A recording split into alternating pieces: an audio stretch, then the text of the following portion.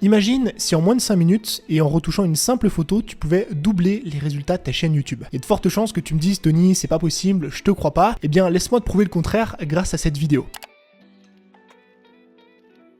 Avant de te montrer la méthode exacte, il faut bien comprendre une chose, c'est le système de croissance sur YouTube. Il s'organise sous forme d'entonnoir et il est réparti sur 3 niveaux différents. Le premier niveau, c'est ce qu'on appelle les impressions. Littéralement, c'est le nombre de personnes qui vont voir passer une de tes vidéos. Ça peut être dans le moteur de recherche, ça peut être sur les suggestions de vidéos à droite, ou ça peut être directement depuis la page d'accueil de YouTube. Si on descend d'un niveau, on a ce qu'on appelle les vues générées par impression. Littéralement, c'est le nombre de personnes qui ont cliqué sur tes vidéos pour justement les regarder. Et si on descend encore d'un niveau, on a la durée de visionnage par impression. C'est le total d'heures qu'ont passé les personnes devant tes vidéos.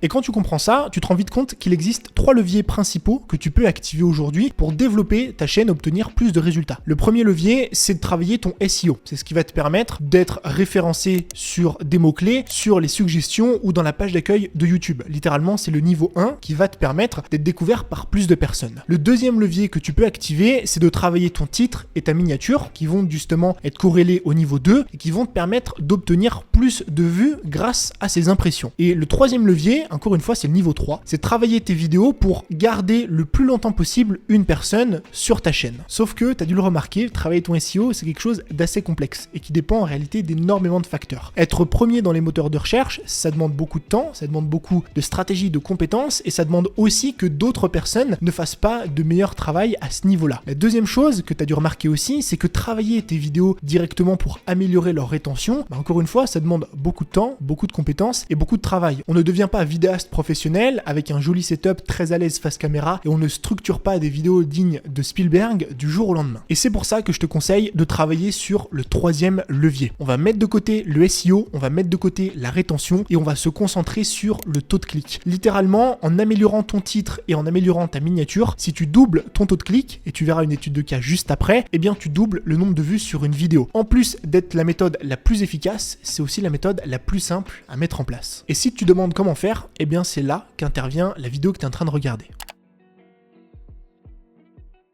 La première étape pour bien utiliser cette stratégie, c'est d'appliquer la loi Pareto à sa chaîne YouTube. Pour ceux qui ne connaissent pas, rapidement, la loi Pareto, qu'est-ce que c'est? C'est un principe qui stipule que 20% des actions amènent 80% des résultats. Et YouTube n'échappe pas à ce phénomène. Si tu regardes ta chaîne YouTube, tu verras que en général, 20% de tes vidéos amènent 80% du trafic et 80% des abonnés. Par exemple, cette vidéo que j'ai publiée l'année dernière m'apporte sur une seule année pas loin de 20 000 abonnés, ce qui représente aujourd'hui près de 25% de mon audience. C'est plus qu'une centaine d'autres vidéos réunies. Et ce qu'on va faire nous, c'est qu'on va justement aller chercher ce 20-80 pour travailler sur l'optimisation des miniatures. Alors ce que je te recommande de faire, c'est de classer tes vidéos les plus vues sur ta chaîne YouTube au cours des 90 derniers jours. Pour ça, il te suffit de te rendre sur ta chaîne YouTube, de cliquer sur données analytiques, en haut à droite, de sélectionner 90 derniers jours et tu pourras descendre tout en bas de la page pour voir apparaître vos vidéos les plus populaires sur cette période. Pourquoi on fait ça? Parce qu'on va sélectionner les 10 vidéos qui font le plus de vues à l'heure actuelle et on va chercher justement à optimiser notre taux de clic pour pouvoir optimiser nos résultats sur le long terme. Je te déconseille d'aller optimiser finalement des miniatures de vidéos qui ne fonctionnent plus aujourd'hui. La deuxième étape, c'est que parmi ces 10 vidéos, on va aller chercher à améliorer les vidéos qui ont les moins bons taux de clic. Pourquoi? Parce que ça sert à rien d'aller améliorer le taux de clic d'une vidéo, comme tu peux le voir ici, qui a 8%, ce qui est énorme sur YouTube. Au contraire, on va plutôt chercher à améliorer le taux de clic d'une vidéo qui a 2,3 parce que ce sera beaucoup plus simple d'obtenir un meilleur score. Donc ce que je te recommande maintenant que tu as une liste de 10 vidéos, c'est de toutes les ouvrir une à une et d'aller faire un classement de la vidéo qui a le moins bon taux de clic à celle qui a le meilleur taux de clic. Et la troisième étape, une fois que tu as une liste de 4-5 vidéos à améliorer, tu vas tout simplement éditer une toute nouvelle miniature. Et pour ça, je te recommande 3 choses importantes. Étant donné que c'est des anciennes vidéos en général, tu vois que la mienne qui est en top 1, c'est une vidéo que j'ai publiée il y a 2 ans en arrière. La première chose, c'est que tu vas mettre ta miniature au goût du jour avec un nouveau branding. Tu vois, la miniature que j'avais publiée avant, donc celle d'il y a 2 ans, elle ne correspond plus vraiment à ce que je fais aujourd'hui. Et tu vois, ma nouvelle miniature, elle a été remise au goût du jour avec un nouveau branding et évidemment avec une une amélioration nette au niveau de la miniature. La deuxième chose, c'est que tu vas aller chercher à améliorer ta miniature au-delà du branding, au niveau de l'impact. Je te conseille par exemple de détourer ta personne pour avoir un fond qui est dissocié de toi et aussi de rajouter des éléments qui attirent finalement l'attention, comme par exemple sur la deuxième miniature, tu vois qu'il y a une flèche qui redirige directement vers le téléphone et surtout, ce qui est le plus important finalement, c'est qu'on a un texte qui prend beaucoup plus de place. Parce que je te le rappelle, une miniature, c'est toujours quelque chose qui est vu en petit sur ordinateur ou sur téléphone. C'est pour ça que le critère le plus important, c'est la taille du texte. Et le troisième point, c'est de mettre à jour ta miniature au niveau des dates si elle en a besoin. Je pense que c'est vraiment le point qui a été le plus déterminant dans les résultats que j'ai obtenus sur cette miniature, parce que tu vois que la première, c'est réussir sur Instagram en 2021 et la seconde, c'est réussir sur Instagram en 2022. Et étant donné qu'on est en 2022,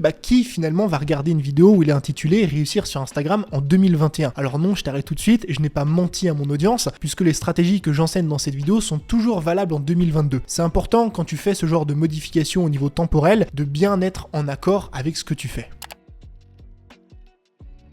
Et là, je sais ce que tu es en train de te dire. Tony, tes conseils, ils sont simples, donc je me demande vraiment s'ils fonctionnent. Le mieux, c'est qu'on analyse ensemble l'étude de cas. Comme je te l'ai dit, j'ai changé la miniature de cette vidéo et tu vois que l'avant-après n'est pas exceptionnel. J'ai modifié un petit peu le fond pour que ça matche un petit peu plus avec la thématique d'Instagram. J'ai grossi le texte et je l'ai noirci un petit peu sur les côtés pour que ça ressorte au niveau du blanc. J'ai évidemment changé la date, qui est un point très important, et j'ai rajouté une petite flèche avec un petit téléphone. Mais jusque-là, rien de fou. Pourtant, quand on analyse les résultats, on voit que j'ai changé la miniature le 5 février 2022. À cette date, j'avais 1,4% de taux de clic par impression, ce qui est extrêmement faible, mais c'est normal avec une vidéo qui a beaucoup de trafic. Et tu vois que jour après jour, j'ai un pourcentage qui a augmenté jusqu'à atteindre les 4,5% le 1er mars. Donc tu vois qu'on a déjà fait x3 en à peine un mois et jusqu'à obtenir même 4,7% le 30 mars 2022. Donc en changeant cette simple miniature, j'ai multiplié par 3 le taux de clic par impression. Et comme je te dis depuis le début de la vidéo, multiplier son taux de clic par 3, ça ne veut pas juste dire multiplier son taux de clic, ça veut aussi dire multiplier par 3 son nombre de vues sur cette vidéo et sur la même période, et multiplier par 3 la durée de visionnage moyenne. Et même si sur le court terme ça peut paraître dérisoire comme changement, sur le long terme c'est un vrai game changer. Parce que par exemple avec cette vidéo, sur une année complète, le fait de changer ma miniature, ça me permet d'augmenter mon nombre de vues de plus d'1 demi-million. Si tu appliques vraiment pas à pas cette méthode avec toutes les vidéos actuelles, crois-moi que tes résultats sur YouTube d'ici les 3 prochains mois seront nettement différents. Et si tu as envie d'aller plus loin avec cette méthode et d'élargir un petit peu les horizons en ce qui concerne tes compétences sur YouTube, je te recommande cette vidéo que je te mets en fiche juste ici. Je te parle d'un concept qui s'appelle le test AB qui va te permettre d'aller encore plus loin en ce qui concerne tes titres et tes miniatures sur YouTube. Moi, comme d'habitude, je te remercie d'avoir regardé ce contenu jusqu'à la fin. N'oublie pas de t'abonner si jamais tu as envie d'avoir d'autres conseils en ce qui concerne YouTube, de me mettre dans les commentaires si jamais ce genre de sujet et de vidéo t'intéresse. Et moi, je te dis à très bientôt pour un nouveau contenu. C'était Tony. Ciao.